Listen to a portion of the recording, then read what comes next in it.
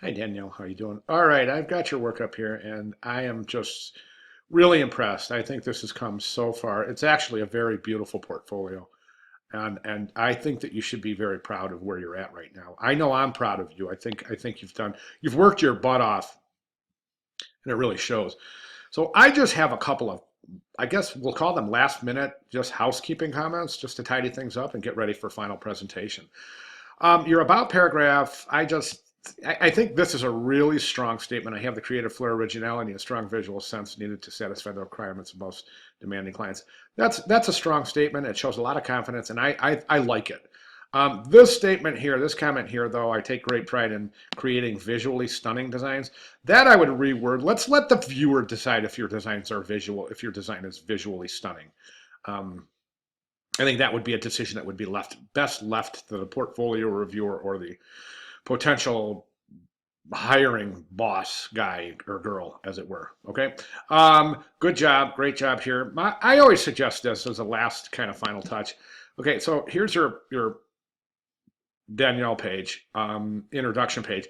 And the next page, let's give a blank page and write something like, I don't know, follow my cursor. I'm going to draw right there somewhere. Maybe if you start like right where you started that and just come across like that, give us a little quote, your favorite quote.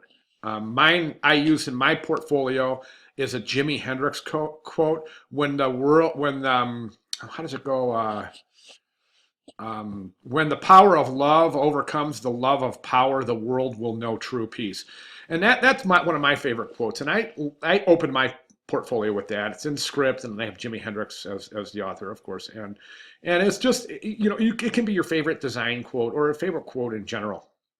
I think it's a really nice way to kind of introduce, like a segue between "Hi, I'm Danielle" and then the actual work itself. This page looks great. Your use of grid is really fantastic. I don't think you need these two things up here. I would just start this just like that and just increase the size of these guys.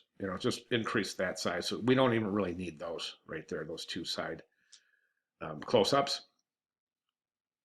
This page is phenomenal. This page is as good as it gets, man. This is fabulous. Really, really fabulous. Good job.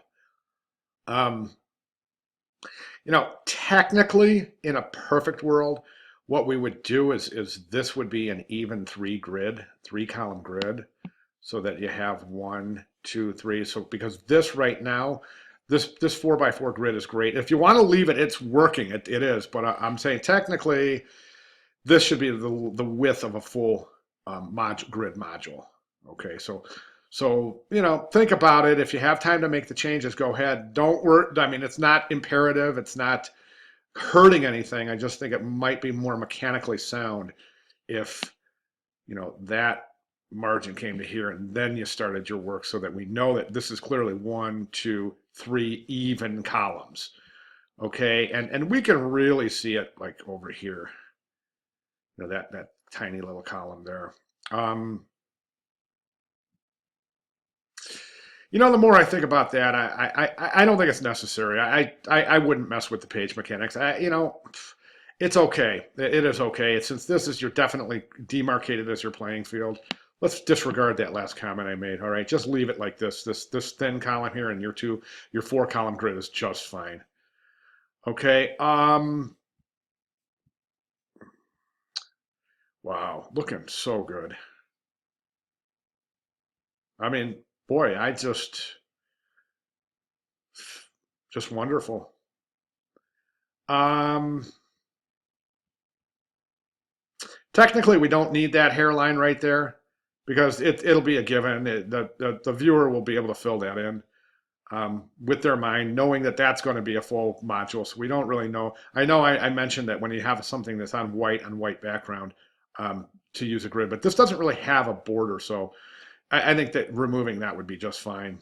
This page looks great. Good job here.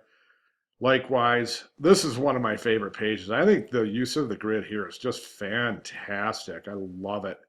Love this page a lot. I really do. Another great page. I just one thing I want to mention on this page right here is that this kind of creates a weird kind of space down here. Is this a photograph? It looks like it is. If that's a photograph, I would reshoot that right there and try to put that thing on a slant like that. It's always more interesting to photograph things like that than a straight on shot like that. And that'll take care of that kind of weird space right there. See how that comes down here, and then your background comes down here, but the black starts here, so it kind of leaves this weird little space. Try that. Think about reshooting that in a couple of different ways. Um, this page this is curious. That's a nice presentation right there, but what I'm thinking here is we see this is a 6x4 card, presumably, and this isn't. So right here, we can clearly see the space between the end of the text there and the edge of the page, but we can clearly see here that that's a different size card right there. So these are inconsistent.